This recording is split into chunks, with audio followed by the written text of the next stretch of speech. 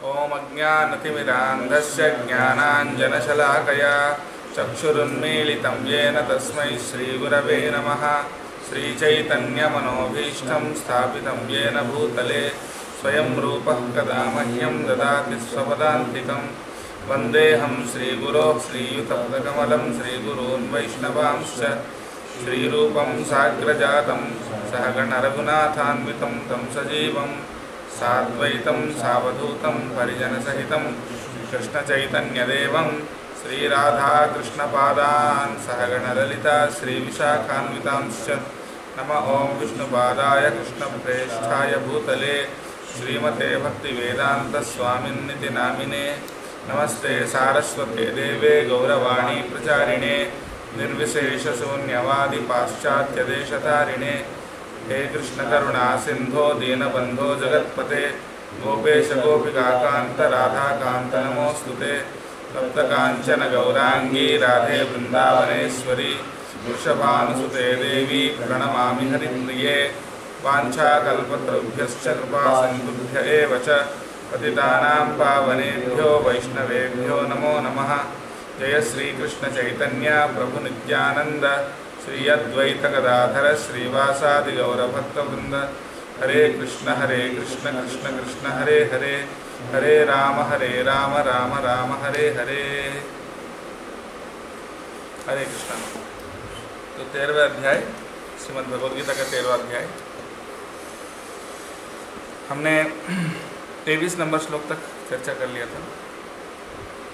तो बताइए कल क्या हमने चर्चा की थी, फटाफट जल्दी सभी बोलिए, सभी को बोलना होगा। प्रकृति या पुरुष जो है तो भगवान से आते हैं, वो भी अनादि है। प्रकृति जो कार्य करता है भौतिक जगत में तो कार्य कारण से संबंधित है, लेकिन ब्रह्म ईश्वर जो हम लोग हैं वो फल को भोगने वाले हैं। तो प्रकृति कार्यों के लिए कारण कौन है? जो भी काम होता है, जो भी कार्य होता है, उसका कारण कौन है? प्रकृति है। लेकिन उसका जो फल है सुख और दुख, उसका कारण कौन है? वो हम स्वयं। काम करने का कारण वो है, लेकिन फल का कारण हमें, क्योंकि वो काम जो होता है, कार्य जो होता है, उसका मूल कारण हमारी इच्छा है, राइट? और हमारा इच्छा का आधार हमारा अहंकार है। इसीलिए यद्यपि काम तो प्रकृति कर रही है, लेकिन उसका कारण हम बने हैं, क्योंकि हमने इच्छा किया, यानी हमने अपने अहंकार के कारण हमने इच्छा किया कि ये काम मुझे करना है, और उस इच्छा के कारण फिर प्रकृति काम करती है। तो क्योंकि इच्छा हमने प्रोवाइड किया और उसके कारण इस तरह से हम कारण बने उसका, इसीलिए रिएक्शन भी हमको भी भोगना पड़ेगा अहंकार के कारण। और क्या चर्चा किया था?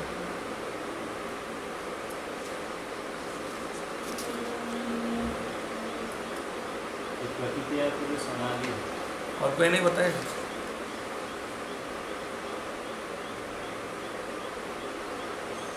बाकी लोग बताइए।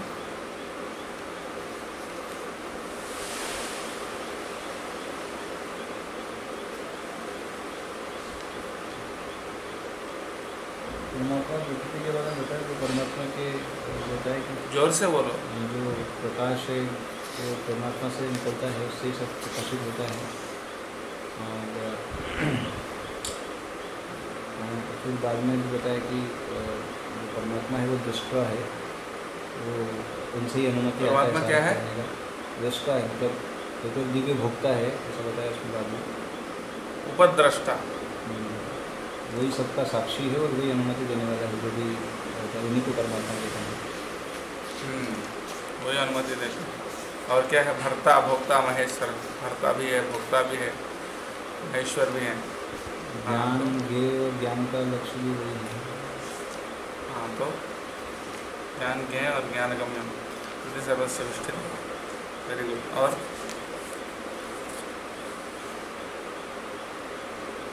ये जो ज्ञान है इसको केवल भक्त ही समझ सकते हैं। हाँ, वो दूसरे भक्त समझ सकते हैं। और तुम नहीं बताओगे प्रणव जी? शुरू में स्टार्टिंग में बताए थे कि जो जड़ और समस्त जीवों के बाहर और भीतर भगवान परमात्मा स्थित है, सूक्ष्म होने के कारण वे भौतिक इंद्रियों के द्वारा जानने या देखने से परे है, और जो यद्यपि अत्यंत दूर रहते किंतु वे सबके निकट भी होते हैं। वो इस प्रकार से मतलब, और उसके नेक्स्ट वाले श्लोक में भी यही बताया कि ये वो है, उसके प्रत्यक्ष और अप्रत्यक्ष रूप से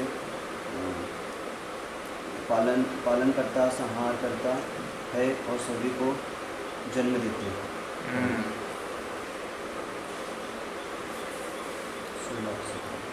तो पहले क्या है, ठीक है, एक्चुअली उल्टा जा रहे हैं पीछे से आगे जा रहे हैं, जरा आगे से पीछे उल्टा जा रहे हैं। मतलब आपने 16 से 23 तक बोलना है, लेकिन अब 23 तक से फिर वापस 16 में।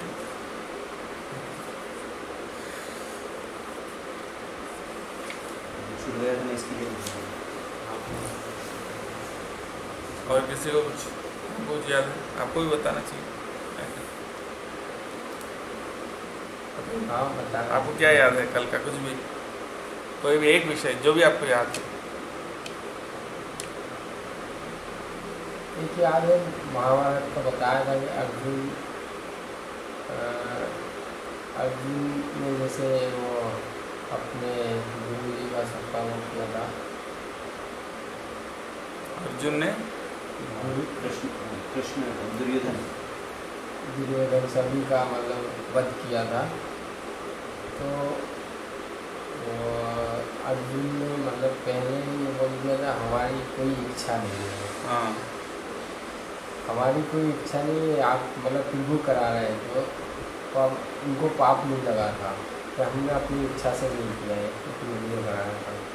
सही है, भगवान ने बोला इसलिए किया अर्जुन ने। जी अर्जुन ने इतने लोगों को संहार किया, नरसंहार किया ना, हाँ। लेकिन उसका कोई पाप उनको नहीं लगा क्योंकि उनको इच्छा नहीं था, लेकिन भगवान के आदेश से उन्हें। भगवान की आदेश से।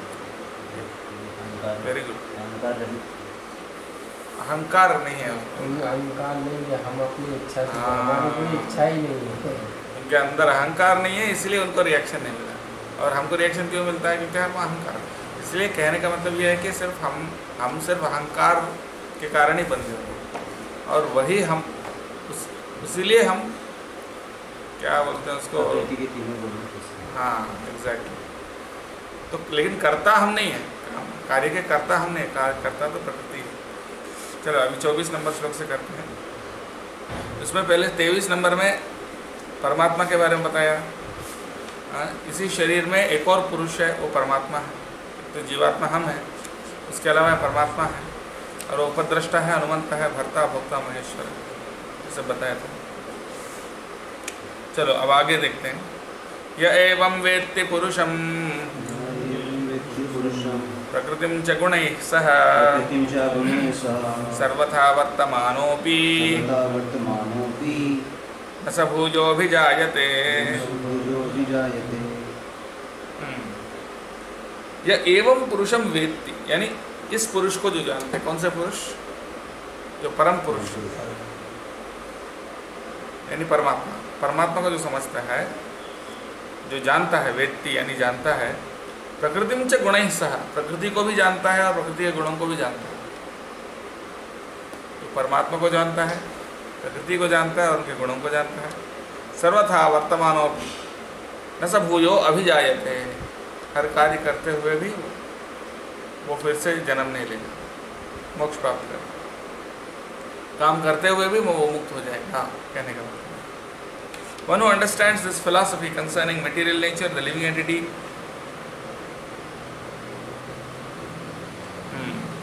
okay,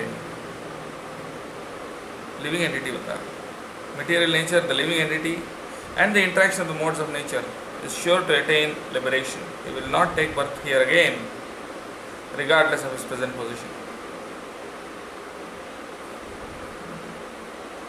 देहेस्मिन् पुरुषः परः, इससे पहले श्लोक परमात्मा के बारे में बताया, और यहाँ पर प्रभुपाद जी ने जीवात्मा का अर्थ लिया इस श्लोक में। लेकिन इस अर्थ भी लिया जा सकता है कि ये परमात्मा को रेफर कर रहा है, क्योंकि इससे जस्ट पहले इस शरीर में पुरुष जो कौन है, किसको बताएगा? परमात्मा को बताएगा ना, परमात्मा को बताएगा। दो पुरुष है ना, द्वाविमो पुरुषो लोके, तो दो पुरुष है, जीवात्मा और परमात्मा। तो इससे जस्ट पहले श्लोक में परमात्मा के बारे में बताया गया, और यहाँ बोल रहे हैं या एवं वेद पुरुष। एवं मतलब इस प्रकार से, इस प्रकार से मतलब वो भी कनेक्टेड है पिछले श्लोक से, यानी जैसे जस्ट बताया गया है, इससे पहले बताया गया है, उस पुरुष को जो जानता है, यानी वो परमात्मा को भी रिफर कर सकता है। और परमात्मा और प्रकृति को जो जानता है गुणों के साथ, साथ में जीवात्मा को भी जानता है, वो हर कार्य करते हुए भी is sure to attain liberation. He will not take birth here again regardless of his present position. Clear understanding of material nature, the super soul, the individual soul and their interrelation makes one eligible to become liberated and turn to the spiritual atmosphere without being forced to return to this material nature. This is the result of knowledge. तो ज्ञान का फल क्या होता है? मुक्ति होता है। ज्ञान का प्रभाव क्या होता है? ज्ञान का रिजल्ट क्या होता है? ज्ञान का फल क्या है? हाँ? मुक्ति है।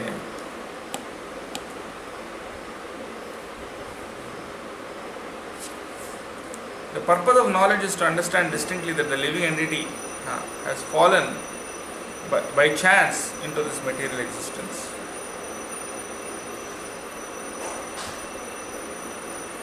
By his personal endeavor in association with authorities, saintly persons and a spiritual master, he has to understand his position and then revert to spiritual consciousness or Krishna consciousness by understanding Bhagavad Gita as it is explained by the personality of Godhead. तो अपने प्रयास से भी,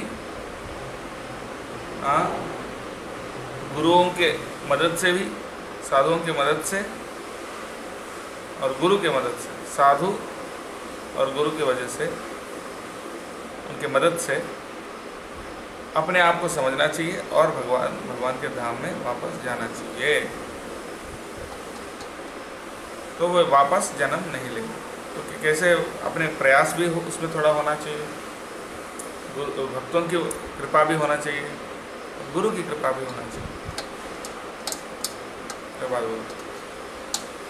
ज्ञानेनात्मनि पश्यन्ति केचिदात्मानमात्मना अन्ये सांख्येन योगेन कर्मयोगेन चापरे।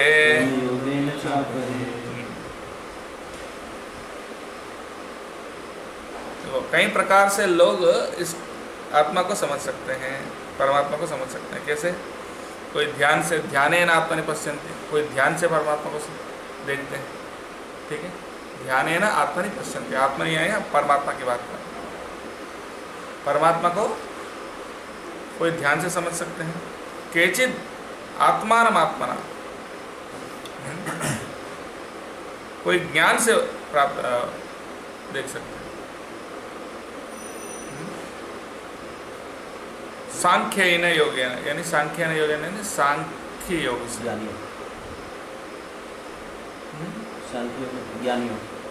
सांख्य यानी ज्ञान, ज्ञान को ही सांख्य कहते हैं। सांख्य मतलब विश्लेषण, एनालिसिस। तो अन्य सांख्य योग है ना, कोई ज्ञान योग से देख सकते हैं, कोई ध्यान योग से देखते हैं और कोई कर्म योग से भी देख सकते हैं। कर्म योग है ना, चाह पड़े कोई कर्म योग से भी। And still others through working without fruitive desires. परमात्मा को देखने का कई मार्ग बताया है भगवद गीता में। भगवद गीता में एक ही मार्ग नहीं दिया। हाँ, सिर्फ ये नहीं बोला मेरी भक्ति करो नहीं तो बाढ़ में जाओ, ऐसे बोला क्या भगवान? ऐसा नहीं बोला। उन्होंने कहीं सारे ऑप्शंस दिए हैं। क्यों? क्योंकि भगवान क्या है ना, अपनी भक्ति डिमांड नहीं करते, कोई किसी से डिमांड नहीं करते कि आप मेरी भक्ति करो नहीं तो आपका कोई गलती नहीं करो, ऐसा नहीं। भगवान मर्सीफुल्ली एक परम पिता के तरीके वो सभी को अलग अलग मार्ग देते हैं। कोई कर्मयोग से भी देख सकता है, ज्ञान योग से भी देख सकता है और कोई ध्यान योग से भी उसको देख सकता है। लेकिन भक्ति योग में एडवांटेज है, वो भी बताते हैं भक्ति योग करने से ये फ़ायदा है भैया, ये आपको बहुत आसानी से और बहुत जल्दी, हाँ, क्योंकि उसमें मेरी मदद होगी, क्योंकि जो जितना भगवान की मदद मांगेंगे भगवान उतना मदद करेंगे, राइट। तो जो भगवान की मदद यानी भगवान की कृपा के ऊपर निर्भर होते हैं वो भक्त होते हैं। भगवान की कृपा के ऊपर जो डिपेंड करता है वो भक्त है। तो भक्ति मार्ग में क्या होता है, भगवान की कृपा मिलती है, तो इसलिए काम बहुत आसान हो जाता है, राइट। अन्य मार्गों में फिर आप अपने मतलब अपने बलबूते पर आपको काम करना होगा, राइट, वही है। लेकिन भगवान ये नहीं बोलते हैं कि भक्ति ही करो नहीं तो कोई मार्ग नहीं, ऐसा नहीं बताते, दूसरे मार्ग भी देते हैं, क्योंकि भगवान वो फ्रीडम दे रहे हैं। भक्ति में फ्रीडम होता है, आप करना चाहते हैं नहीं करना चाहते। लेकिन अगर कोई मान लो भक्ति करने के लिए अभी तैयार नहीं है, क्या वो मुक्त नहीं हो सकता है? हाँ, उनके लिए भी कोई मार्ग बताएगा।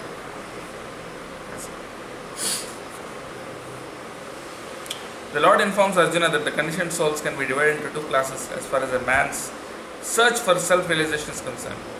Those who are atheists, agnostics and skeptics are beyond the sense of spiritual understanding. But there are others who are faithful to their understanding of spiritual life, and they are called introspective devotees, philosophers and workers who have renounced fruitive results. Those who always try to establish the doctrine of monism are also counted among the atheists and agnostics. In other words, only the devotees of the Supreme Personality of Godhead are best situated in spiritual understanding, because they understand that beyond this material nature are the spiritual world and the Supreme Personality of Godhead, who are expanded as the Paramatma, the Super Soul in everyone, the all-pervading Godhead. Of course, there are those who try to understand the Supreme Absolute Truth by cultivation of knowledge, and they can be counted in the class of the faithful. The Sankhya philosophers analyze this material world in 24 elements, and they place the individual soul as the 25th item.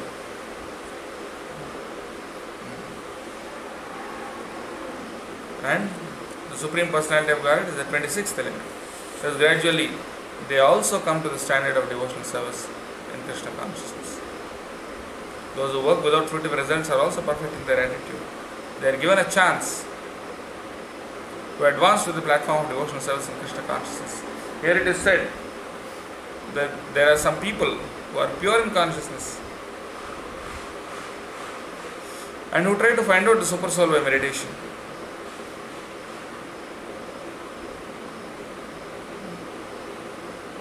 Okay.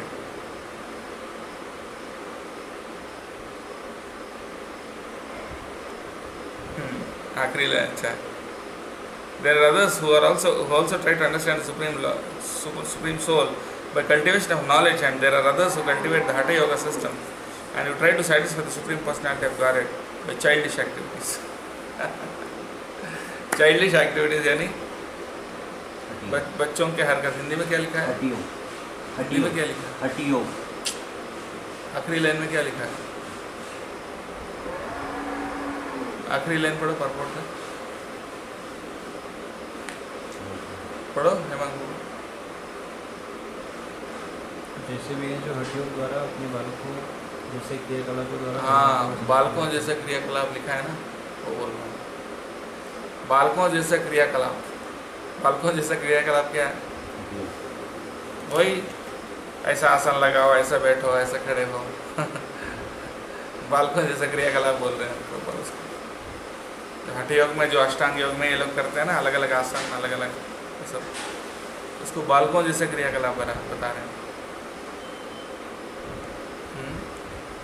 तो यहाँ पर मुख्य बात यह है, मुद्दे का विषय यह है कि कोई अगर हठ योग या कर्मयोग या ज्ञान योग किसी भी मार्ग से वो परमात्मा को समझने का कोशिश करता है, धीरे धीरे उसको भक्ति में आने का मौका मिलता है.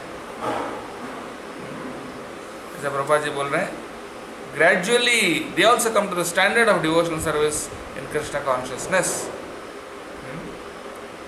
ज्ञान योग से जो जैसे सांख्य योग यानी ज्ञान योग, सांख्य योग से लोग क्या करते हैं? 24 तत्वों को समझते हैं, राइट? जब शुरू समझ में आ रहा है क्या करते हैं? 24 तत्व, हाँ 24 तत्वों को समझते हैं। उसके बाद आत्मा ये 24 में नहीं है, तो आत्मा कौन सा है? 25वां हो गया। और परमात्मा क्या हो गया? 26वां हो गया। तो इस तरह से वो परमात्मा तक पहुंचते हैं, और जब परमात्मा तक पहुंचते हैं उसके बाद उनकी भक्ति स्टार्ट होने की संभावना है, स्टार्ट कर सकते हैं। इसी तरह से, इस तरह से ज्ञान से, जैसे पहले वाले एक अध्याय है, शायद 5वें अध्याय में कि कोई अध्याय में या 6ठे अध्याय में, 5 या 6ठे अध्याय में प्रभुपाद जी एक तात्पर्य में बताते हैं कि भक्ति का मतलब क्या है? जड़ में पानी डालना, वृक्ष के जड़ में पानी डालना, है ना। जड़ क्या है? भगवान है। जड़ में पानी डालना। और जो सांख्य योग क्या है? वो जड़ को ढूंढना। सांख्य योग क्या कर रहा है? जड़ को ढूंढ रहा है, ये जड़ कहाँ है। और भक्ति क्या कर रहा है? जड़ में पानी डाल रहा है। तो एक्चुअली दोनों एक ही है, बता रहा है, क्योंकि वो जड़ को ढूंढ रहा है। ढूंढ के क्या करेगा? वो भी पानी ही डालेगा। तो ढूंढ रहे। सांख्य योग में यानी ज्ञान योग में लोग क्या करते हैं? उसका उद्देश्य क्या है? जड़ ढूंढना, यानी सबका मूल स्रोत क्या है, परम सत्य क्या है, उसको ढूंढना। और भक्ति तो ऑलरेडी उसको पानी दे रहे हैं, उस मूल को, राइट। तो इसलिए सांख्य का भी उद्देश्य वही है और भक्ति का भी उद्देश्य वही है। तो इसलिए बता रहे हैं यहाँ पर, हो सकता है अभी वो भक्ति नहीं कर रहे हों, जो ज्ञानी है वो हो सकता है अभी भक्ति नहीं कर रहा, लेकिन ज्ञान के माध्यम से वो परमात्मा तक जब पहुँचेंगे वो भी भक्ति करेंगे, उनका भी भक्ति स्टार्ट होगा। उसी प्रकार से जो कर्मयोग करते हैं उनके लिए भी ऐसा एक न एक समय वो परमात्मा तक वो भी पहुँचेंगे। उसका रीज़न ये भी है, इसलिए वो भी एक सीढ़ी है, भक्ति तक लाने की सीढ़ी है। इसलिए भगवान उनको भी चांस दे रहे हैं। हो सकता है आज भक्ति नहीं करो, लेकिन कल करोगे, कोई बात नहीं। भगवान देखो कितना मर्सीफुल है। ऐसा नहीं कि अभी आप भक्ति नहीं कर रहे हो तो आपको किकआउट मारेंगे, ऐसा नहीं। अब अभी भक्ति नहीं कर रहे हो कोई बात नहीं, लेकिन चलो कर्मयोग करो, ज्ञान योग करो, और धीरे धीरे करते करते एक न एक दिन मेरे भक्ति में आ जाओगे। तो भगवान बहुत पेशेंटली उनको चांस दे रहे हैं। उस समय तक वो 25 तत्व आत्मा को भौतिक मानते हैं, लेकिन जैसे समझने लग जाते हैं कि आत्मा 25 तत्व जो है भौतिक से परे है, तो फिर आत्मा को समझते तो परमात्मा को 26 तत्व मानने लग जाते हैं। हाँ, मतलब वो ज्ञान के तो इसी तरीके से यानी 24 तत्व भौतिक है, उसके बाद 25वां आत्मा है, 26वां परमात्मा है, वो समझ जाएंगे। फिर परमात्मा को जब समझ जाएंगे उसके बाद क्या करेंगे? भक्ति स्टार्ट होगी। ऐसा मतलब भगवान चांस दे रहे हैं उनको। हाँ बताइए। यहाँ पर कर्मयोग, ध्यानयोग और ज्ञानयोग को इसमें बनाया, तो वो विषय कुछ जानना चाहते हैं। ध्यानयोग मतलब जो पतंजलि का अष्टांग योग है, जप, नियम, आसन, प्राणायाम, ध्यान योग, ध्यान योग का मतलब भगवान पर ध्यान करना, परमात्मा पर ध्यान करना, लेकिन वो ध्यान करने के लिए 8 सीढ़ी है अष्टांग योग।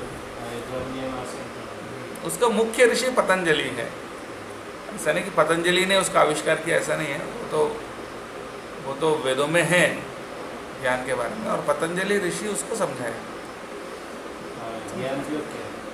हाँ, ज्ञान योग का मतलब अपने उपनिषद, मुख्य रूप से उपनिषद और वेदांत सूत्र, उसका अध्ययन करके उसके माध्यम से आप विचार करते हैं। हाँ, ये भौतिक क्या है और अध्यात्म क्या है, जड़ क्या है, चिन्मय क्या है, उसका विवेचन करते हुए सांख्य योग, सांख्य बता रहा हूँ, जैसे वो क्या बोलते हैं उसको,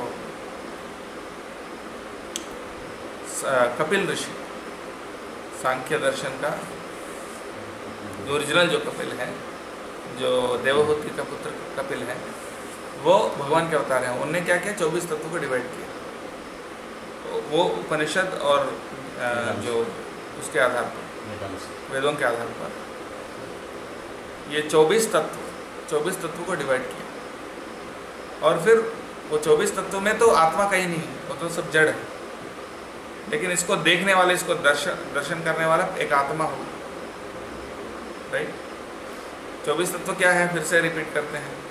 5 पंच महाभूत है, 5 ज्ञानेंद्रिय है, 5 कर्मेंद्रिय है, 5 तन्मात्र इंद्रिय वस्तु, शब्द स्पर्श रूप रस और गंध, 20 हो गए।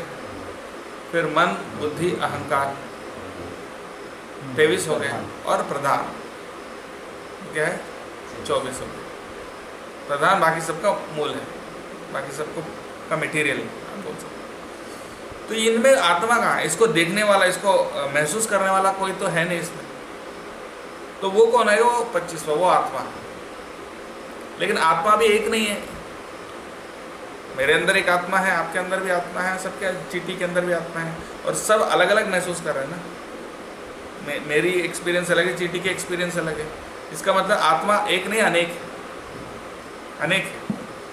तो अनेक आत्मा है, बहुत सारे हैं, तो उन सबका स्रोत तो एक होगा, कोई एक ही होना चाहिए। जो बहुत सारे छोटे छोटे हैं तो उसका मूल स्रोत एक बड़ा होना चाहिए, और वो मूल स्रोत जहाँ से सारे आत्मा आए हैं वो परमात्मा। ये हाँ, ये संक्षिप्त में सांख्य योग का यही प्रोसेस है। तो सबसे पहले देखते हैं पंचमहाभूत देखते हैं, फिर 5 इंद्रियां, 5 कर्मेंद्रिय, 5 ज्ञानेंद्रिय, फिर 5 इंद्रिय वस्तु, ये सब क्या है। फिर उसके बाद मन बुद्धि अहंकार, फिर प्रधान तक पहुँचते हैं। उसके बाद देखते हैं प्रधान, ये 24 तत्व देखने के बाद फिर समझते हैं कि 24 तत्व को महसूस कौन कर रहा है? आत्मा। आत्मा है, तो आत्मा इसके अंदर नहीं है, तो वो 25 हो गए। लेकिन आत्मा अनेक है। जो भी चीज़ अनेक होता है और इस जगत का नहीं होता है, आत्मा इस जगत का नहीं है, क्योंकि ये 24 तत्व के अंदर आत्मा नहीं, तो आत्मा कोई दूसरा जगत से आया, कहीं बाहर से आया, क्योंकि इसके अंदर आत्मा आया कहाँ से? बाकी क्योंकि 23 तत्व, ये 24 तत्व हैं, ये 24 तत्व पूरा प्रधान से बने हुए हैं। लेकिन आत्मा तो प्रधान से बना हुआ नहीं, आत्मा इनसे अलग है, मतलब एक अलग इंग्रेडिएंट है। ऐसे विचार करते हुए परमात्मा को पहुंच। सुनो, आत्मा ये 24 तत्व तो प्रधान से बने हुए हैं ना, महतत्व से बने हुए। लेकिन वो महतत्व या प्रधान से तो आत्मा नहीं बना हुआ है, तो आत्मा अलग है, वो चेतन है। तो वो मतलब इसके अंदर नहीं, इस भौतिक जगत के अंदर का चीज़ नहीं है, तो बाहर का चीज़ है। तो कहाँ से आया? ये सारे आत्मा अनेक है, तो वो सब कहीं और से आए हैं, और उसका जो मूल स्रोत है वो परमात्मा है। ऐसे विचार करते हुए, हाँ, ऐसा विचार करते हुए परमात्मा तक पहुँचते हैं। तो ये ज्ञान योग है। और ध्यान योग को तो मैंने बता दिया। ध्यान योग क्या होता है? ध्यान योग क्या होता है? वो अष्टांग योग। हाँ, जो यम नियम आसन प्राणायाम प्रत्याहार ध्यान धारणा और समाधि, हाँ, उसके माध्यम से भी वो कहाँ तक पहुँच रहे हैं? समाधि तक पहुँच रहे हैं। और समाधि में क्या कर रहे हैं? परमात्मा पे ध्यान कर रहे हैं। तो अष्टांग योग से भी कहाँ तक पहुँच रहे हैं? परमात्मा तक पहुँच रहे हैं। ज्ञान योग से भी कहाँ तक पहुँच रहे हैं? परमात्मा तक पहुँच रहे हैं। और कर्म योग में क्या है? जो भी कर्म मैं करूँगा उसका बंधन होगा कि नहीं होगा? पाप करो तो पाप का फल मिलेगा, पुण्य करो तो पुण्य का फल मिलेगा। तो फिर कैसे इससे छुटकारा पाना? तो जो हम कर्म कर रहे हैं वो क्या वो श्लोक है ना, बहुत फेमस श्लोक, यज्ञार्थात् कर्मणोऽन्यत्र लोकोऽयं कर्म बंधन तदर्थम कर्म कौन्तेय मुक्त संकट समाचार। यानी जो कर्म है वो यज्ञ के लिए करना है, यज्ञ कर्म करना है। यानी जो हम कर्म कर रहे हैं, यज्ञेश्वर जो होता है, यज्ञ पुरुष जो होता है, उसके लिए कर्म करने से क्या होगा? बंधन से मुक्त हो जाएंगे। तदर्थम कर्म कौन्तेय, उनके लिए कर्म करना है। तो क्या है, आपको ना पाप लगेगा ना पुण्य लगेगा। तो वो भी कहाँ तक पहुँचा है? यज्ञ पुरुष तक पहुँचा है, परमात्मा तक पहुँचा है। तो तीनों अपने अपने रास्ते से अल्टीमेटली परमात्मा तक पहुँच रहे हैं। और वहाँ पहुँचेगा तो उसके बाद क्या करेगा? उनकी सेवा करेगा, उन पर ध्यान करेगा, उनको नतमस्तक होगा। तो योगी परमात्मा पे ध्यान करते हैं, परमात्मा तो इतना महान है, तो मैं तो इतना तुच्छ हूँ। तो नेचुरली एक महान व्यक्ति के सामने तुच्छ व्यक्ति आता है तो क्या होता है? सर झुक जाता है, सर झुक जाता है, प्रणाम। तो भक्ति स्टार्ट हो गया उसका। तो ये तीनों मार्ग, ध्यान योग, ज्ञान योग और कर्म योग, ये तीनों मार्ग जहाँ खत्म होते हैं, भक्ति वहाँ से शुरू होती है। समझ गए? तो तीनों अल्टीमेटली भक्ति तक लीड करते हैं। इसलिए भगवान को चांस दे रहे हैं। ये नहीं बोल रहे अभी भक्ति तुरंत, अभी भक्ति नहीं करोगे तो जाओ भागो यहाँ से, ऐसा नहीं बोल रहे। बोले करो, फिर धीरे धीरे एक ना एक टाइम पे आप भक्ति तक पहुँचो। लेकिन भागवतम क्या कहता है? भागवतम ये कहता है कि अगर ये तीनों मार्गों में किसी मार्ग से अगर आप बहुत ऊपर तक पहुँच जाओगे, मुक्ति तक पहुँच जाओगे, लेकिन वहाँ पहुँचने के बाद भी अगर भक्ति नहीं करते हो तो क्या होगा? पतन्त्यतः, गिरोगे वापस।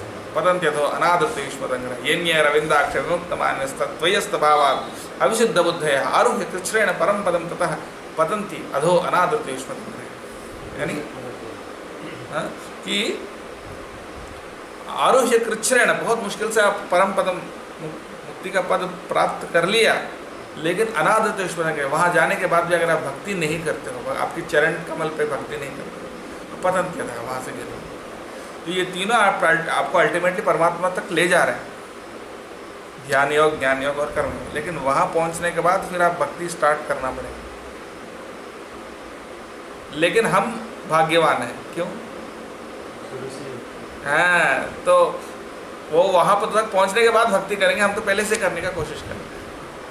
वो मौका हमको मिला है कि जो काम आप मुक्ति के बाद करते हैं वो काम आप अभी से कर सकते हैं।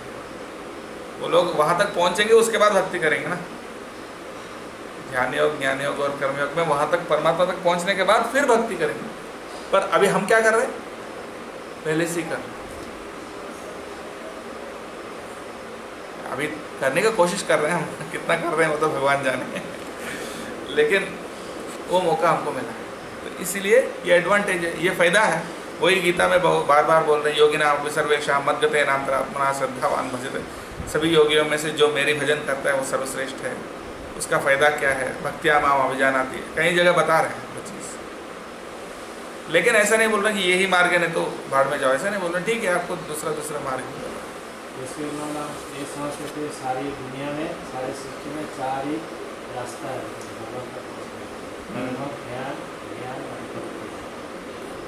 हाँ, कर्मयोग, इसके अलावा कुछ नहीं। कर्मयोग असल में, हाँ, वही भगवान बता रहे हैं, भागवतम में भी आता है। कर्मयोग, ज्ञान योग, अष्टांग योग और भक्ति। असल में अष्टांग योग और ज्ञान योग एक हो जाते हैं एक टाइम पे, क्योंकि जब ध्यान करते हैं ना, तो वहाँ पर ज्ञान और ध्यान मिक्स हो जाता है। तो वो भी एक ही हो गया, फिर ज्ञान, फिर 3 ही हो गया। क्या हो गया? कर्म, ज्ञान और भक्ति, 3 हो गया। यही मुख्य है, यही है, मुख्य नहीं, यही मार्ग है। लेकिन इनमें से जो भक्ति है वो तो हमेशा रहेगा। ये कर्मयोग और ज्ञान योग और ध्यान योग जो है ना, वो आपको मुक्ति तक पहुंचाते हैं, मोक्ष प्राप्त करवाते हैं, फिर उसके बाद उनका काम खत्म। उसके आगे, उससे और आगे नहीं जा सकते। लेकिन भक्ति तो उससे भी आगे जाती है, भगवान की सेवा में, भगवत धाम में भी रहती है। भगवत धाम में कोई कर्म, ज्ञान और ध्यान वो सब नहीं होता आध्यात्मिक जगत में, भगवत धाम में वहाँ नहीं होता है, वहाँ सिर्फ भक्ति होती है। तो भक्ति आपको यहाँ से वहाँ तक भी पहुँचा सकती है और उसके आगे तक भी ले जा सकती है। लेकिन बाकी तीनों आपको सिर्फ मैक्सिमम मोक्ष तक पहुँचा सकते हैं। वो भी तभी पहुँचा सकते हैं जब उसके अंदर भी थोड़ा सा भक्ति मिला हुआ हो। लेकिन भक्ति उन पे डिपेंडेंट नहीं है, कर्म, ज्ञान और योग पे, उसके ऊपर डिपेंड नहीं करता भक्ति। लेकिन वो भक्ति पे डिपेंड करता है। अगर बिल्कुल भक्ति नहीं है तो उसमें भी उसको सक्सेस नहीं मिलेगा। कर्म, ज्ञान और योग में भी उसको सक्सेस नहीं मिलेगा अगर थोड़ा भक्ति नहीं हो तो। भक्ति उसमें होना चाहिए, लेकिन भक्ति के लिए वो ज़रूरत नहीं है, भक्ति इंडिपेंडेंट है। ये आचार्य हमको समझाते हैं। अभी 2 ही श्लोक हो, अभी आज 2 ही करेंगे और नहीं करेंगे। हाँ, तो 2 ही करेंगे तो बोलो ठीक है, ऐसे ही चलता रहेगा। प्रश्न बहुत अच्छे हैं। मैं आपको प्रश्न को जवाब दूंगा, इसको थोड़ा ख़त्म करते हैं, उसके बाद फिर आखिरी में फिर और प्रश्न ले सकते हैं।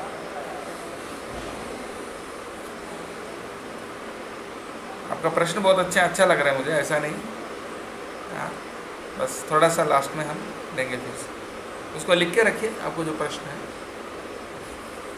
ओके, कहाँ तक था? हाँ, 26। अन्येत्वेवमजानन्तः श्रुत्वान्येभ्य उपासते तेऽपि चातितरन्त्येव मृत्युं श्रुतिपरायणाः। अन्येत्वेवमजानन्तः, लेकिन अन्य है, अन्य लोग हैं, और भी लोग हैं जो इसको नहीं जानते, यानी कर्म ज्ञान और योग ध्यान इसको नहीं जानते। श्रुत्वा अन्येभ्यो उपासते, श्रुत्वा यानी वो सुनते हैं, दूसरों से सुनते हैं, उनको खुद का ज्ञान नहीं है लेकिन वो सुनते हैं। तेऽपि चातितरन्त्येव मृत्युं श्रुतिपरायणाः, सिर्फ सुनने मात्र से भी वो भी मुक्त हो जाते हैं। आपने पूछा कि और कोई मार्ग है क्या, मैं बोला नहीं, लेकिन यहाँ भगवान बोल रहे हैं यानी क्या है, सुनना।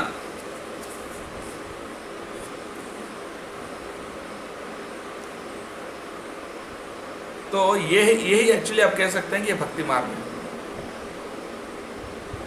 भक्ति के अलावा कुछ नहीं, वो बात सही है, ये भक्ति मार्ग में आ जाता है। श्रुत्वा अन्येभ्यो उपासते,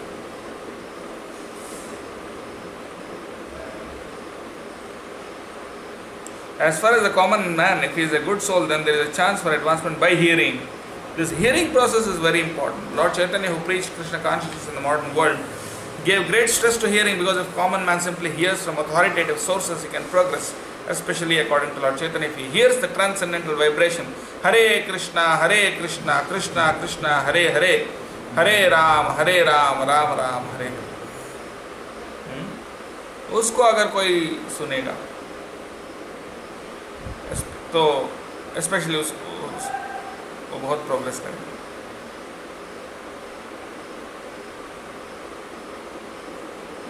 It is stated therefore that all men should take advantage of hearing from realized souls and gradually become able to understand everything.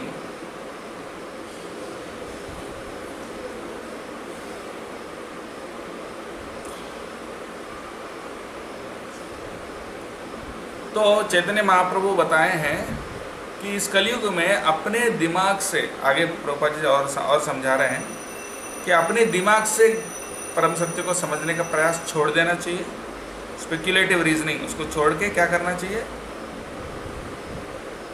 जो भक्त हैं, जो ऑलरेडी भगवान को जानते हैं, उनकी सेवा करनी चाहिए, उनकी सेवा करके उनसे सुनना चाहिए।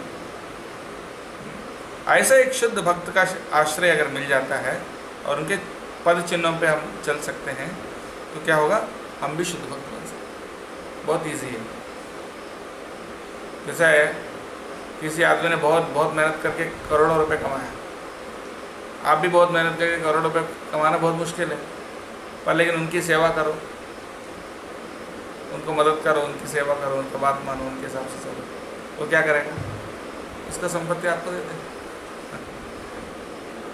किसी न किसी को तो देना पड़ेगा ना। तो ऐसे ही मतलब जो शुद्ध भक्त होते हैं वो अपनी साधना, अपनी भक्ति से वो आगे बढ़े हैं, उनको मिला है।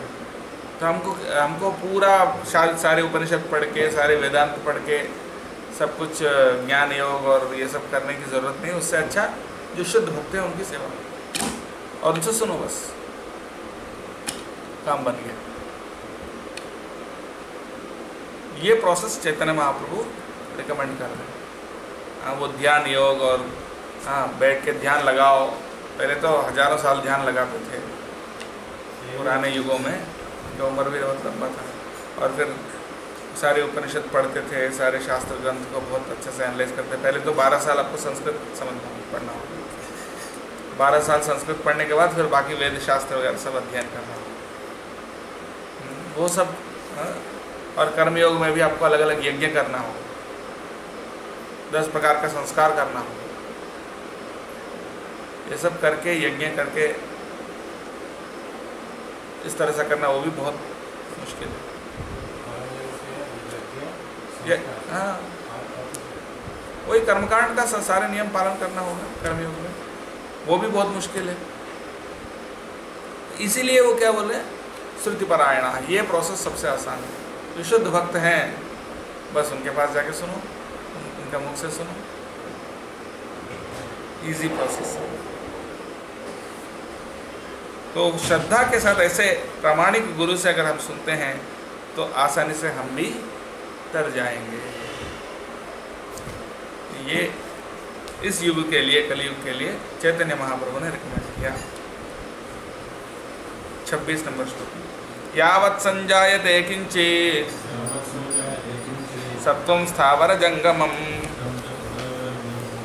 क्षेत्र क्षेत्रज्ञ संयोगात् तद्विद्धि भरतर्षभ।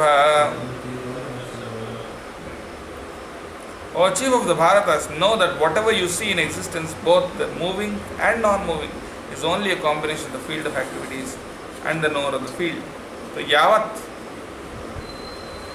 संजायते, संजायते मतलब जो भी पैदा होता है, जो भी होता है, स्थावर जंगमम, स्थावर यानी जो अचल है, जड़ है, जंगमम यानी जो चलता है।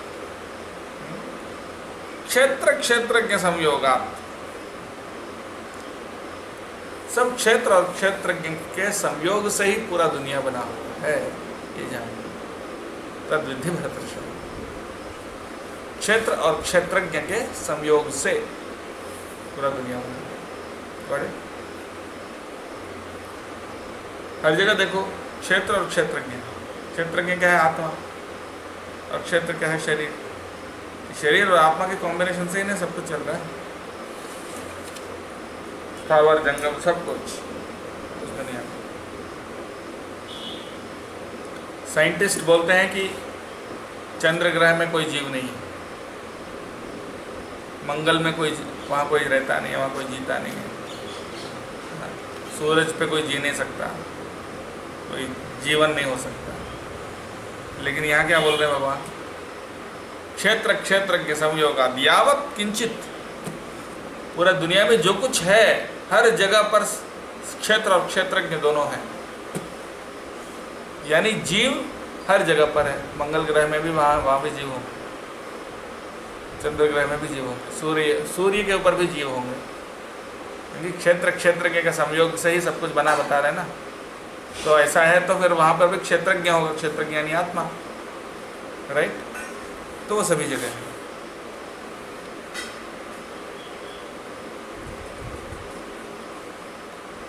आत्मा के बिना कोई चीज बढ़ नहीं सकता।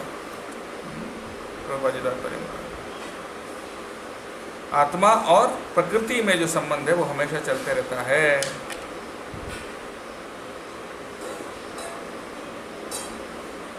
लेकिन ये दोनों के कंट्रोलर है परमात्मा। आत्मा और प्रकृति के संयोग से सब कुछ हो रहा है, पर दोनों के नियंत्रक कौन है? परमात्मा यानी भगवान।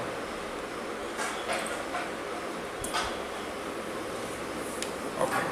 समम पश्यन् हि सर्वत्र समवस्थितमीश्वरम्। बोलो 28 का तो है क्या? ओ सॉरी। समम सर्वेषु भूतेषु तिष्ठन्तं परमेश्वरं विनश्यत्स्व विनश्यन्तं विनश्यत्स्व विनश्यन्तं यः पश्यति स पश्यति। तो यह पश्यति स पश्यति, जो ऐसा देखता है वो सही तरीके से देखता है। क्या, कैसे देखता है? समम सर्वेषु भूतेषु तिष्ठन्तं परमेश्वरम, सभी जीवों में एक ही परमात्मा है। विनश्यत्सु अविनश्यन्तम, विनश्यत्सु यानी जो विनाश हो जाता है उसके अंदर अविनाशी को देखता है। विनाश किसका होता है? विनाश किसका होता है? शरीर का होता है। विनाश किसका नहीं होता है? आत्मा का और परमात्मा। तो विनाश होने वाली ये जो शरीर है, उसके अंदर अविनाशी आत्मा को जो देखता है वो उसकी नज़र सही है, यानी उसकी दृष्टि सही है। यह पश्चिमी समस्या, वो ज्ञान, वो सही दृष्टिकोण अपनाता है। समझ गए? सभी जीवों में, चाहे वो हाथी हो, चाहे कुत्ता हो, चाहे गाय हो, चाहे इंसान हो, चाहे देवता हो, चाहे चंडाल हो, हाँ वही, सबके अंदर वो ये शरीर नहीं देखता कि ये कुत्ता है, ये गाय है, ये बकरा है, ये मुर्गा है, ये वो है, ये पेड़ है, ये ब्राह्मण है, ये शूद्र है, ये वो है, ऐसा नहीं देखता। वो कैसे देखता है? सबके अंदर वही आत्मा और वही परमात्मा को सभी के अंदर देखता है, वो सही दृष्टि अपना। ओके,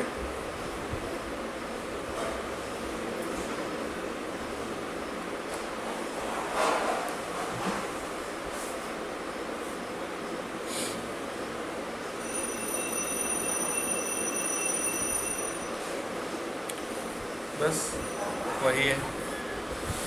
समं पश्यन् हि सर्वत्र समवस्थितमीश्वरं न हिनस्त्यात्मनात्मानं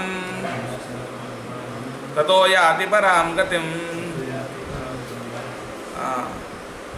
न हिनस्ति, हिनस्ति यानी आत्मना आत्मानं ततो याति परां।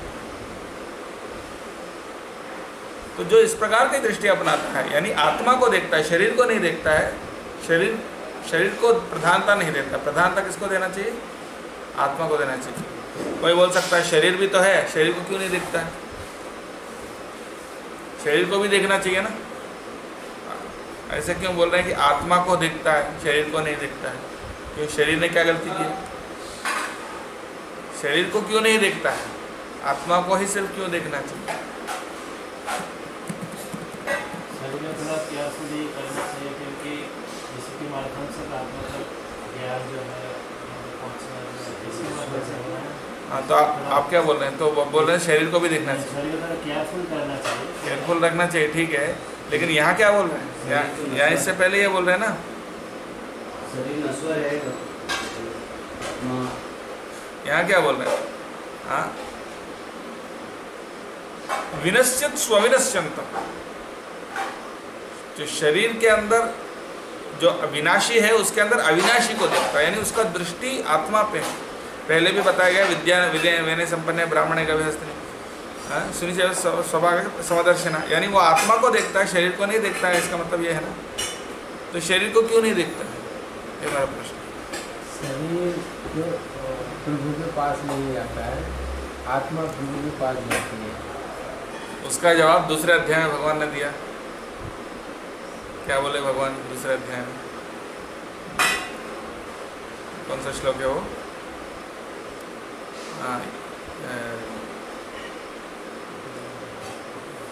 फॉरगेट दैट श्लोक, बहुत सुंदर श्लोक है। उसका मतलब ऐसा है कि उसका बिगिनिंग याद नहीं आ रहा, शुरुआत। उसका मतलब ऐसा है कि जो नित्य है वही उसी का अस्तित्व है, ऐसा कुछ है। Let me try to understand. आश्चर्यवत् पश्यति, उसका मतलब ऐसा है कि जो मर जाता है वो नहीं, जो खत्म हो जाता है उसका अस्तित्व ही नहीं है, ऐसा उसका मीनिंग है। और जिसका अस्तित्व है वो खत्म नहीं होता है। आपको याद है मसला क्या? आपको याद है?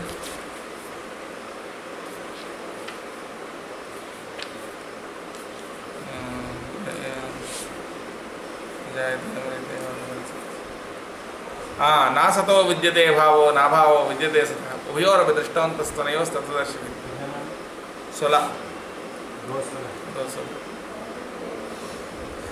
तो ना सतो विद्यते भावो ना भावो विद्यते सतः,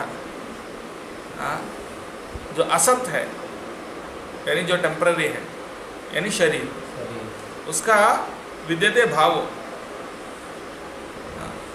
वो तो है ही नहीं, मतलब उसका अस्तित्व ही नहीं।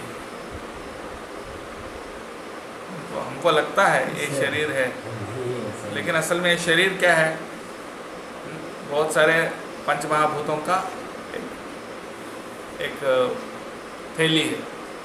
इस थैली के अंदर अलग अलग चीज़ भरे हुए। ऐसा लग रहा है कि एक व्यक्ति है, ये एक शरीर है। व्यक्ति तो असल में आत्मा है, ये शरीर क्या है? कोई पंचभूतों का एक कॉम्बिनेशन, उसका असल में कोई अस्तित्व नहीं है। इसीलिए वो जो नित्य नहीं है उसका अस्तित्व नहीं है। ना भाव विजयते सतः, लेकिन जो नित्य है वो हमेशा रहता है, उसका अस्तित्व हमेशा होता है, वो उसका अस्तित्व है। यानी जो नित्य है उसी का अस्तित्व है, जो अनित्य है उसका अस्तित्व नहीं है। इसीलिए वो शरीर को नहीं देखता है, सिर्फ आत्मा को देखता है और परमात्मा को, क्योंकि शरीर तो कभी ना कभी खत्म होने वाला है और इसका असल में कोई अस्तित्व नहीं है। अभी लगता है मैं ऐसा हूँ, लेकिन 2 दिन बाद देखो चेहरा बदल जाएगा, तो अस्तित्व कहाँ है? हर सेकंड चेंज हो रहा है, उसके अंदर नाना तत्व है ना। तो ये कहने का मतलब पहले गंदा या अच्छा बात वो नहीं है, लेकिन उसके अंदर अलग अलग चीज़ है। ऐसा कोई एक चीज़ नहीं है जैसा हम सोचते हैं कि एक वस्तु है, उसमें बहुत सारे अणु परमाणु सब मिला के बना हुआ है, तो उसमें कोई विशेष चीज़ नहीं है। तो इसलिए वो टेम्पररी भी है, इसलिए उस पर ध्यान नहीं देता।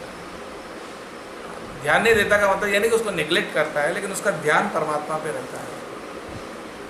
लेकिन क्योंकि अभी प्रश्न ये आ सकता है, ऐसा तो क्या शरीर को देखभाल नहीं करना चाहिए? शरीर को देखभाल नहीं करना चाहिए। आप बोल रहे हैं आत्मा को ही सिर्फ देखता है, लेकिन ये उसकी बात कर रहे हैं। किसकी बात कर रहे हैं? जो ज्ञानी है, जो ज्ञानी है वो ऐसा देखता है। हम तो ज्ञानी नहीं है ना। हाँ, तो इसीलिए हमारा अभी भी दृष्टि शरीर पे है, हम एकदम से ऐसा नहीं बन सकते। इसलिए जब तक हम इस शरीर से आ सकते हैं, जब तक इस शरीर की आवश्यकता है, उसका देखभाल भी करना चाहिए, लेकिन ये समझते हुए कि ये शरीर जो है नाशवान है, ऐसा समझते हैं। ओके,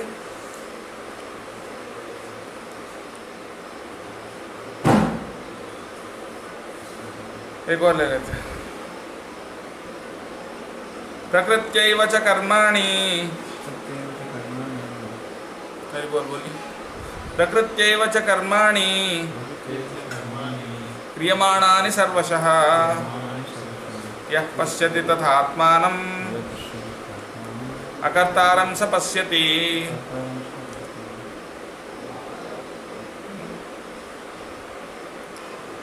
तो प्रकृत्यैव च कर्माणि क्रियमाणानि सर्वशः, यानी सारे कर्म प्रकृति के द्वारा किए जाते हैं। जो ऐसा देखता है वो अकर्तारं स पश्यति, वो ये समझता है कि मैं करता नहीं हूँ, उस बात को समझ पाएगा।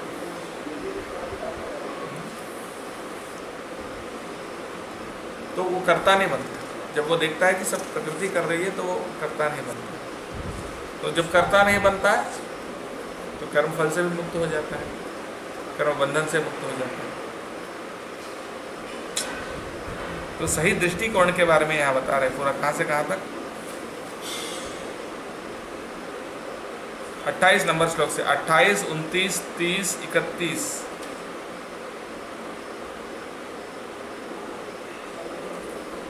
बत्तीस,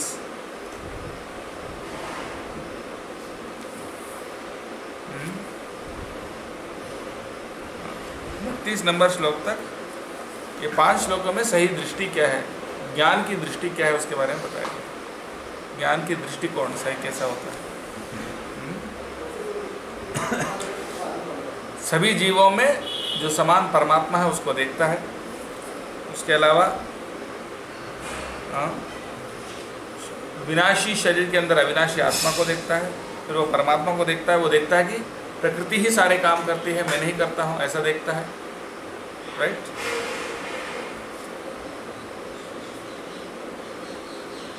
और यथा अगले श्लोक में एक और श्लोक लेते हैं, यदा भूत पृथक भावम एकत्वमनुपश्यति एकस्थमनुपश्यति तत एव च विस्तारम ब्रह्म संपद्यते तदा। यदा भूत पृथक भावम एकस्थम अनुपश्यति, यानी पृथक भावम यानी अलग अलग जीव हैं, कोई देवता है, कोई मनुष्य है, कोई जानवर है, कोई पक्षी है, कोई पेड़ है, ठीक है ना, कोई सांप है, तो इनके अंदर अलग अलग शरीर न देखते हुए एकस्थम यानी एक ही जगह जो रहता है वो आत्मा है, उसको जो देखता है।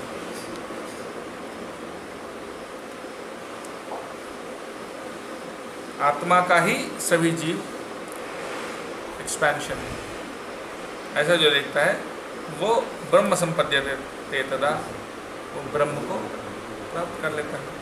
एक्चुअली यही बात 28 में भी बताया है, लेकिन 28 में परमेश्वर के बारे में बताया गया, 28 नंबर में परमात्मा को देखता है बताया, और यहाँ बताया गया है कि हर जीव के अंदर एक ही परमात्मा, एक ही जीवात्मा है, वो देखता है, right. When one can see that the various bodies of living entities arise due to the different desires of the individual soul and do not actually belong to the soul itself, one actually sees. तो वो देखता है कि ये शरीर और आत्मा में कोई संबंध नहीं है, जो ऐसा देख सकते हैं। शरीर अलग अलग शरीर जो है उसके अलग अलग इच्छाओं के कारण है, और वो इच्छा अहंकार के कारण है, और अहंकार जो है अज्ञान के कारण है। क्या है? शरीर किसके कारण है? इच्छाओं के कारण। जैसे आपकी इच्छा वैसी शरीर, शरीर अपनी इच्छाओं के कारण आता है। अपनी इच्छाएं किसके कारण आते हैं? अहंकार के कारण आते हैं। और अहंकार किसके कारण आता है? अज्ञान के कारण, यानी अविद्या के कारण। तो अविद्या और आत्मा में कोई संबंध नहीं है। आत्मा सिर्फ ढका हुआ है अविद्या से। ऐसा जो देखता है, यानी शरीर और आत्मा में कोई संबंध नहीं, ऐसा जो देखता है वो ब्रह्म को प्राप्त कर लेता है, मुक्त अवस्था को प्राप्त कर लेता है। बस यहीं तक रखते हैं।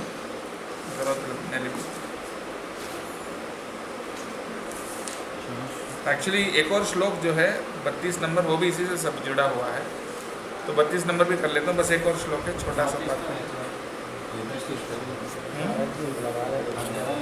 अच्छा, श्लोक कम ही बचे हुए, 32, 33, 34, 35 और 1, 2, 3, 4 श्लोक बचे हैं।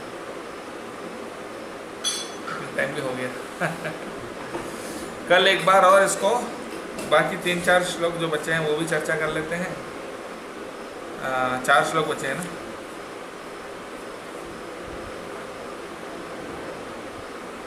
लेकिन बहुत छोटे छोटे श्लोक खत्म कर ही देते हैं, ठीक है? खत्म कर देते हैं फटाफट। चलो।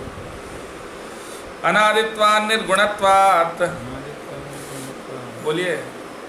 परमात्मायम् अव्ययः शरीरस्थोऽपि कौन्तेय न करोति न लिप्यते। हाँ,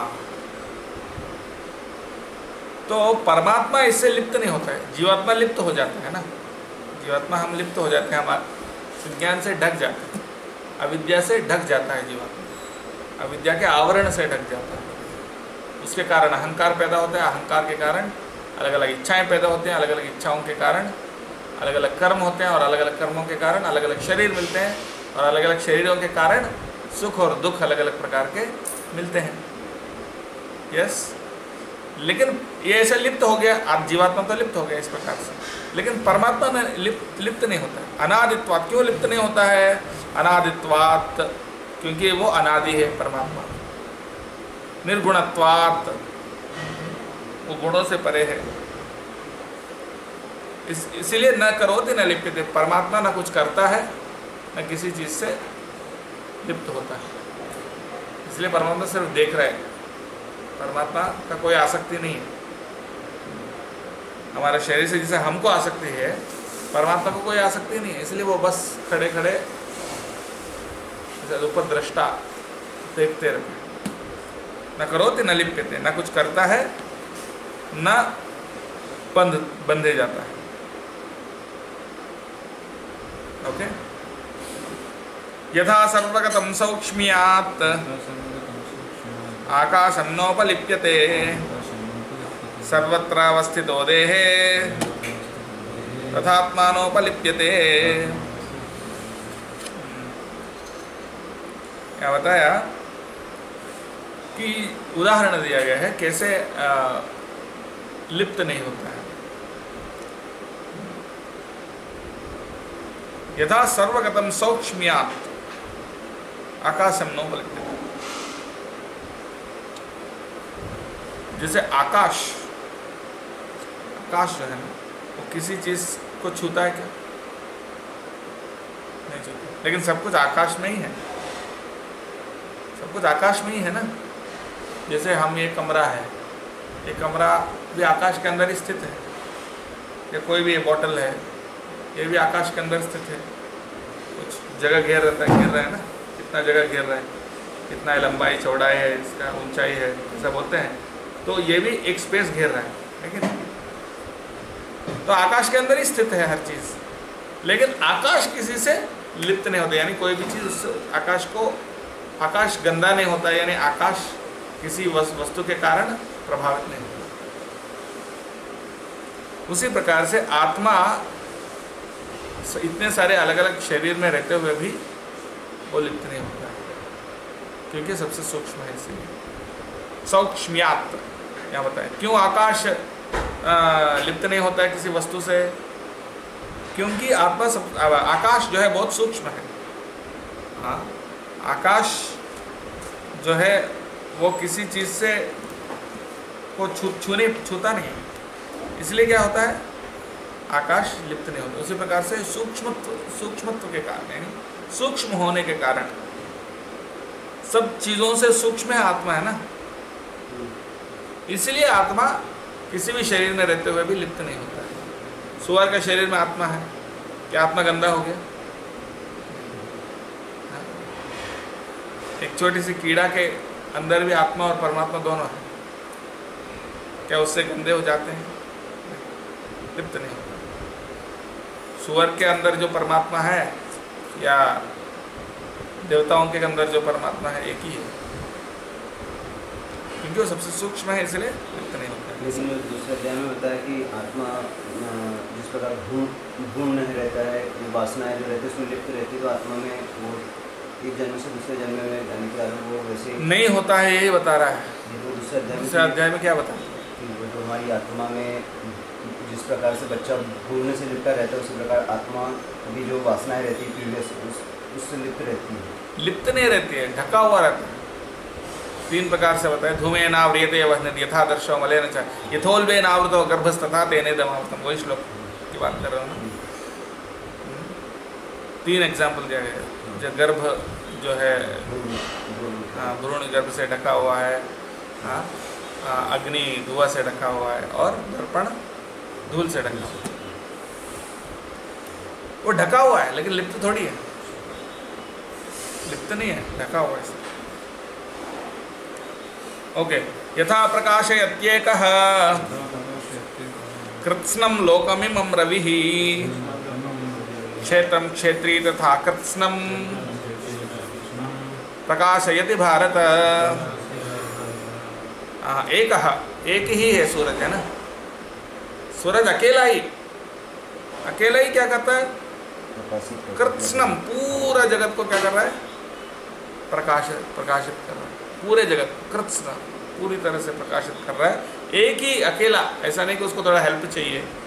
अरे सूरज बोल रहा है अभी मैं थक गया, थोड़ा हेल्प करो, आपका हेल्प से मैं भी प्रकाशित करूँगा। अकेला ही वो पूरे जगत को प्रकाशित कर रहा है। अगर सूरज नहीं है तो क्या होगा? आपका हैलोजन लैम्प से कुछ नहीं आएगा। आपका हैलोजन लैम्प की जो शक्ति है वो भी सूरज से ही आएगी। तो उसको किसी की हेल्प की जरूरत नहीं, वो अकेला ही करता है। उसी प्रकार से क्षेत्रम क्षेत्री तथा कृत्स्नम प्रकाशयति भारत, उसी प्रकार से क्षेत्र को, इस शरीर को क्षेत्री यानी आत्मा प्रकाशित करती है। क्षेत्र यानी शरीर को, आपको यहाँ कोई दबाएगा तो क्या दर्द होगा ना?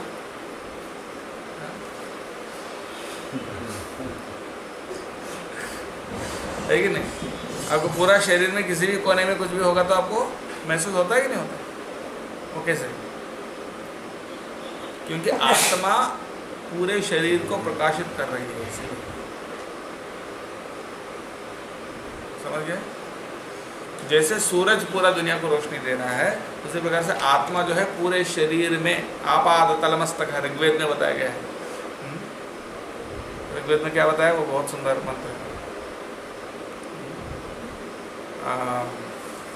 आपाद तलमस्तक तस्य मध्ये महानग्निर्विश्वार्चित सतो मुख सोग्रभुक् विभजन तिष्ठन् आहारमजः रस्मै संततस् संतापयति स्वं देहम् आपादतलमस्तकः, यानी पैर से लेकर आपादतलमस्तक, ये मस्तक से लेकर पैर के पादतल यानी पैर के जो तलवे हैं वहाँ से लेकर ये सर तक पूरा चेतना भरा हुआ ना शरीर में। ये चेतना आया कहाँ से? आत्मा से आया। आत्मा ही प्रकाशित करके पूरा शरीर में चेतना भर देता है। जैसे वहाँ लाइट जल रहा है तो पूरा कमरा भर गया ना, कमरे में लाइट भर गया। इसी प्रकार से आत्मा से जो लाइट आता है वो पूरा शरीर में भर गया, और इसलिए पूरा शरीर में चेतना है।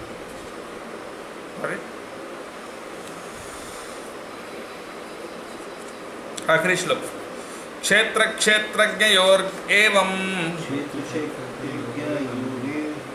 अंतरम ज्ञान चक्षुषा भूत प्रकृति मोक्षम च ये विदुर्यान्ति ते परम। क्षेत्र क्षेत्रज्ञयोर अंतरम, अंतरम का मतलब अंतर, हिंदी में बोलते हैं ना अंतर, मतलब डिफरेंस, फर्क, भेद। क्षेत्र और क्षेत्रज्ञ में जो अंतर है,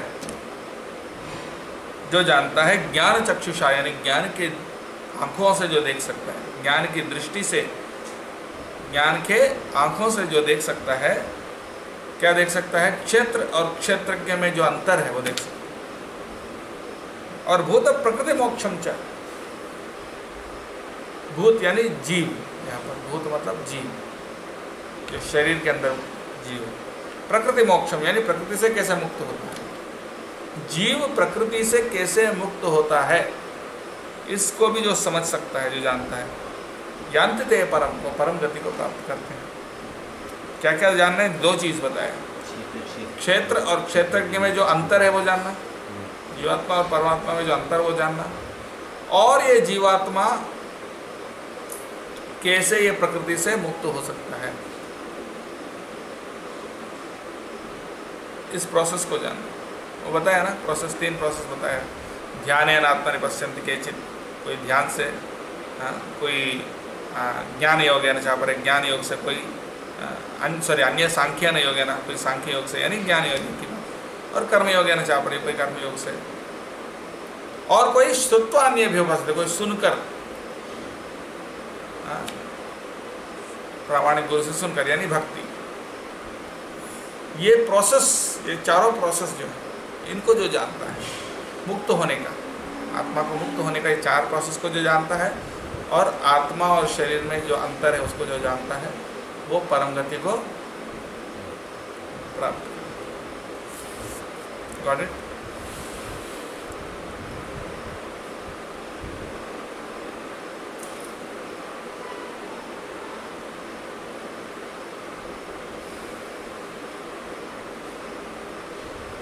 ये बताए 24 तत्व से सब कुछ बना हुआ है, और आत्मा इनसे बाहर है। आत्मा और परमात्मा में भी भेद है। वो हमने देखा है 15वें अध्याय हमने पहले किया था। 15वें अध्याय में क्या है?